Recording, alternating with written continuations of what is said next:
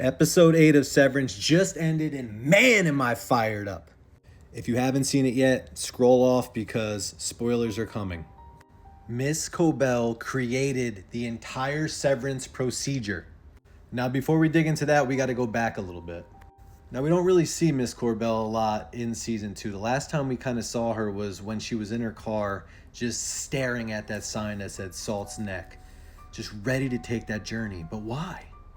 Season 2, episode 3, she actually even goes back, meets up with Helena in the parking lot with that scary Igor looking dude, and she mentions a reset.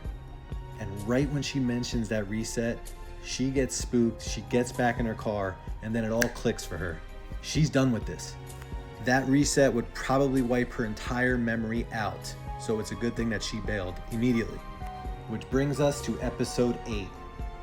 Awesome episode.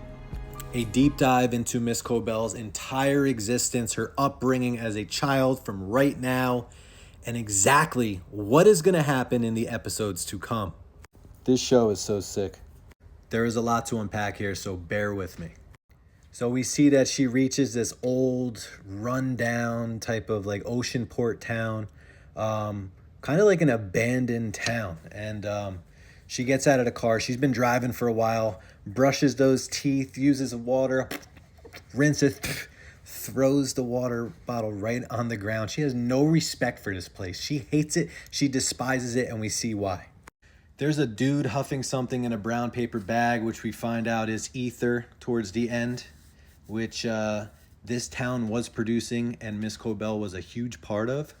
She hits a coffee shop, runs into a guy who we find out is an old coworker or colleague of hers. This dude who definitely worked with her when they were kids growing up. She asks him for a favor. Please bring me to this place. I need to see her. What place is this? Why can't she just go herself? Lumon's got eyes on her. They are looking for her. Okay, and we later find out that Mr. Drummond, that big burly-chested demon, that dude that has all the keys that went into Irving's house, is on the look for her, all right? Lumon is looking after everybody. So she jumps in the back of this dude's pickup truck, gets under the sheet, and gets to this house. Her childhood house. She gets there, and immediately a lady answers the door. You are not welcomed here. Because she got tipped off. She found out that Miss Kobel has been MIA and hasn't really been in tune with the whole Kier philosophy, I guess you would say. But she's there. She's looking for something. She manages to break into her mother's room, lay in that hospital bed, put herself in that position where she was with the breathing tube, kind of just in her shoes, just soaking it all in and kind of mourning in her loss, thinking that it was her fault. You know, she wasn't there.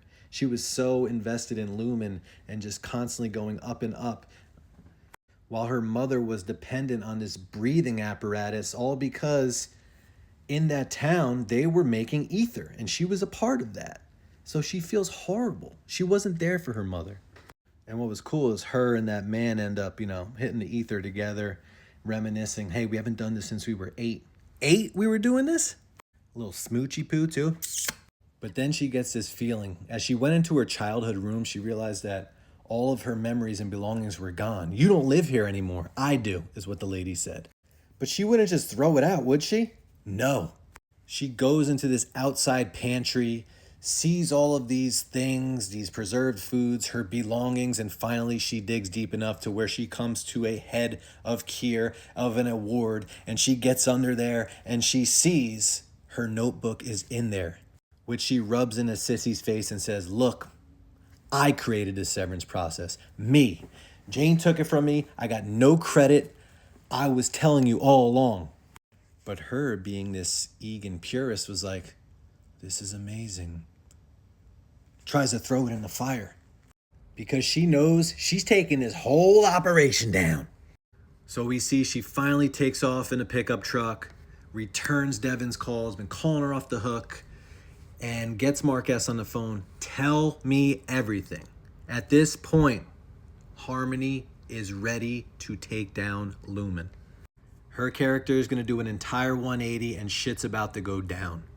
We learned that she was a child laborer. She was always been a victim of Lumon's system. She was involved in ether production, which could symbolize, forced labor under mind-altering conditions, foreshadowing the mental control of Severance before the chip was created. And this is why she was so devoted to Lumon in season 1, because she was so conditioned at a young age to believe in this mission.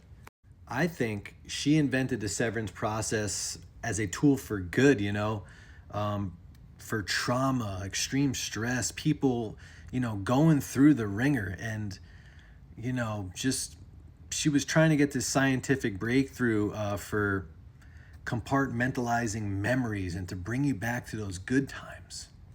But we find out the Egan stole her innovation and twisted it for a tool of corruption, of corporate enslavement. And so now her shift of allegiance is for personal revenge.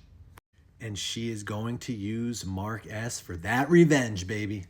She is going to stop these goats, this memory manipulation, and anything else that Lumon is up to before it goes way too far. And Mark S is that key.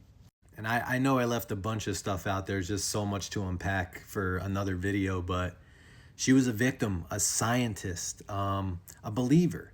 But now she is a rebel for moral issues.